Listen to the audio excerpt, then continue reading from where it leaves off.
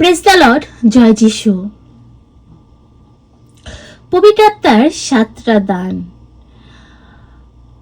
প্রথম দান প্রজ্ঞা, উইজডম। আমরা কিভাবে বুঝব ঈশ্বরের প্রজ্ঞা আমাদের মধ্যে কাজ করছে কিনা?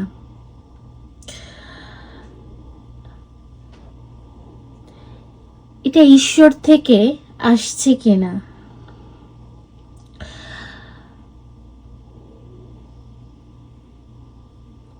আসুন আমরা বাইবেল শুনি। আদি পুস্তক 1 থেকে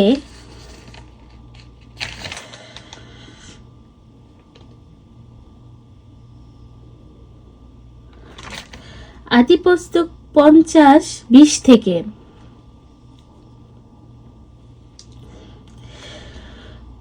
তোমরা আমার বিরুদ্ধে অমঙ্গলের পরিকল্পনা খাটিয়েছ বটে, কিন্তু পরমেশ্বর তা মঙ্গলের পরিকল্পনাই করেছেন।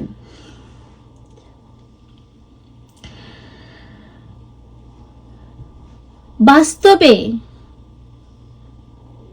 যখন আমরা পার্থিব প্রজ্ঞার মধ্যে চলি, এমন আমি নিজেই বা কেন না, যখন দেখা যায় কোনো পরিস্থিতির মধ্যে, সেটা কাজের জায়গা হোক, সেটা ঘরে হোক, বাইরে হোক, যে কোনো জায়গায়,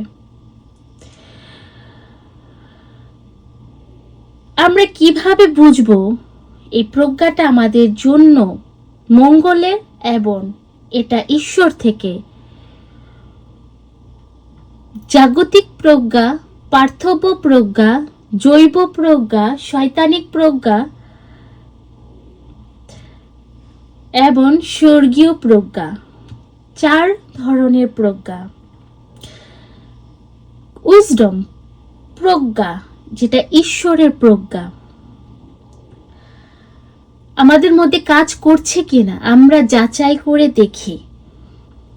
আদি পুস্তক 50:20 থেকে, তোমরা আমার বিরুদ্ধে অমঙ্গলের পরিকল্পনা খাটিয়েছ বটে, কিন্তু পরমেশ্বর তা মঙ্গলেরই পরিকল্পনা করেছেন। আমরা বাইবেলে যোসেফের ঘটনা শুনেছি। তার ভাইয়েরা তাকে মেরে ফেলার চেষ্টা করলো,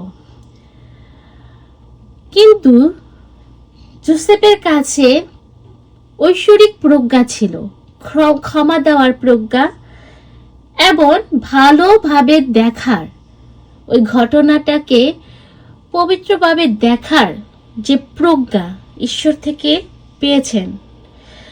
আমরা বাস্তব জীবনে এবং এই পৃথিবীতে আমরা কি করি? কেউ যদি আমাদের নিন্দা করে, আমরা উল্টে তাদের নিন্দা করি, এবং আমি নিজেও কি জবাব দিয়ে ফেলি, প্রতি উত্তর করে ফেলি। কেউ যদি কিছু বলে, আমরা বলি,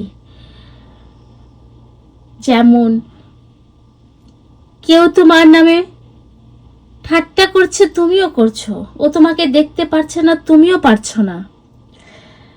পার্থিব প্রজ্ঞা, শয়তানিক প্রজ্ঞা। আসলে বাইবেল কি বলছে? ঈশ্বরের প্রজ্ঞা কি এবং কি কাজগুলো করে, কি কাজগুলো করে না? যাকব 2:13 থেকে আমরা শুনি, তোমাদের মধ্যে প্রজ্ঞাবান ও বিচক্ষণ কে আছে? সে নিজের সদাচরণের মধ্যে দিয়ে এমন কর্ম দেখিয়ে দেখ যা প্রজ্ঞাবান, সুলভ কোমলতায়, প্রেরণায় অনুপ্রাণিত। কিন্তু তোমাদের হৃদয়ে যদি তিক্ত, হিংসা ও রেষারেষি থাকে, তবে দস্ত করো না ও সত্যের বিরুদ্ধে মিথ্যাও বলো না। তেমন প্রজ্ঞা উপর থেকে নেমে আসা সেই প্রজ্ঞা নয়, বরং এ তো পার্থিব, জৈব, শয়তানিক প্রজ্ঞা। কেননা যেখানে হিংসা ও রেষারেষি, সেখানে অমিল ও সব রকমের দুষ্কর্ম থাকে। কিন্তু যে প্রজ্ঞা ঊর্ধ্বলোক থেকে আসে, প্রথম তা নির্মল, তাছাড়া তা শান্তপ্রিয়, সহিষ্ণুত, সুবিবেচক, দয়া ও শুভ ফলে পূর্ণ, পক্ষপাত ও কপট থেকে মুক্ত। শান্তির সাধক যে বীজ শান্তিতে বনে তা ধর্মময়তার ফসল উৎপন্ন করে। খ্রিস্ট তোমার প্রিয়জনেরা, তাহলে যিশু শিখান আমাদের প্রজ্ঞা ঈশ্বর থেকে, সেখানে ক্ষমা, ভালোবাসা, তিক্ত ন হিংসাহিংসি ন রেষারেষি, এবং এটাও আমরা ঈশ্বরের প্রজ্ঞা থেকে পেয়ে থাকি। এই গুণগুলো যদি আমাদের আপনার মধ্যে থেকে থাকে, তাহলে আমাদের মধ্যে ঐশ্বরিক প্রজ্ঞা কাজ করছে, আর সেটাই ফলবান হবে। এবং প্রজ্ঞা আমরা দেখি লুক 21:15 থেকে, কারণ আমি তোমাদের এমন বাক্য ও প্রজ্ঞা দান করব যার সামনে তোমরা যার সামনে তোমাদের কোনো প্রতিপক্ষই দাঁড়াতে পারবে না, কিংবা তার প্রতিবাদ করতেও পারবে না। তাহলে ঈশ্বর তোমাকে এমন প্রজ্ঞা দেবে, বাক বুদ্ধি, যে কোনো অন্যায়কারী তোমার সামনে দাঁড়াতেই পারবে না। সে প্রজ্ঞা, ঐশ্বরিক প্রজ্ঞা, আন্ডারস্ট্যান্ডিং, যা ঈশ্বরের প্রজ্ঞা বুঝার মতো একটা কৃপা। আরেকটা আমরা দেখতে পারি বাইবেলের জব থেকে, জবের 28 থেকে, আর তিনি মানব জাতিকে বলেন, সত্যই প্রভুকে ভয় করাই হলো প্রজ্ঞা, এবং মন্দ থেকে সরে থাকাই হলো বোধগমতা।